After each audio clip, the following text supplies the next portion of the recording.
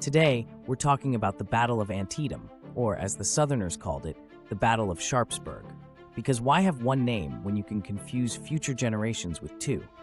Let's set the scene. It's September 17, 1862. The American Civil War is in full swing, and General Robert E. Lee, riding high on his victory at Second Manassas, decides to take his show on the road, north across the Potomac River into Maryland. Lee's invasion of the North was a bold move, perhaps a tad overambitious, but then again, Lee was not one to shy away from a challenge. His objective? To shift the burden of war onto Union soil, influence the upcoming congressional elections, impress Europe, and just maybe nab Washington, D.C. for a Confederate cherry on top. But hold on, there's more to the story. In the Union camp, President Lincoln is sitting on the Emancipation Proclamation, waiting for a Union victory, so it doesn't look like a desperation move following their recent defeats. Meanwhile, the Union General George B. McClellan, known for his cautious, some might say glacial approach, is back in command and hoping to figure out Lee's next move. Now let's talk strategy, or in this case, the lack thereof.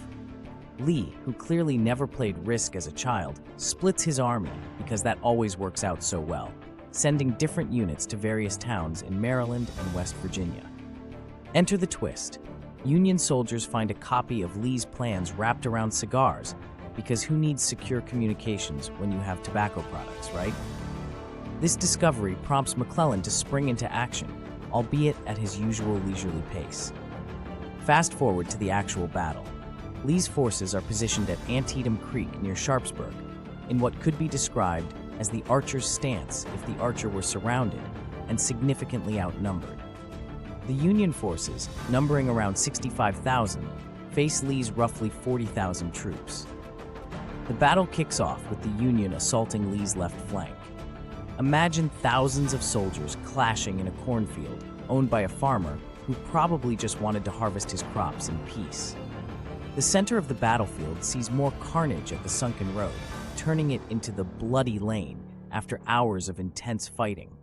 Meanwhile, Union General Ambrose Burnside's attempts to cross a bridge, later named after him because who wouldn't want a bridge named after their military blunder, end in a temporary success before Confederate reinforcements push them back. Despite being outnumbered, Lee manages to hold his ground, thanks to McClellan's piecemeal strategy, which, spoiler alert, wasn't particularly effective. In the end, the battle was a bloodbath with no clear victor, but the Union claimed a strategic victory as it halted Lee's invasion and led to the issuance of the Emancipation Proclamation. McClellan, however, missed the chance to chase down Lee's battered army, leading to his eventual removal from command. In a single day, there were about 23,000 casualties, making it the deadliest day in American military history. The Battle of Antietam, while tactically inconclusive, had significant strategic outcomes. It dashed Confederate hopes of European recognition, preserved Republican control in Congress, and most importantly, paved the way for the Emancipation Proclamation, shifting the war's focus to not just preserving the Union, but also abolishing slavery. So there you have it, the Battle of Antietam, a tale of ambitious plans, slow generals, lost orders wrapped around cigars, and a creek that saw more action in one day than most see in a lifetime. In war, sometimes it's not about winning the battle, but about what the battle sets in motion. And if you're General McClellan, it's also about taking a leisurely stroll through history while everyone else is in a rush.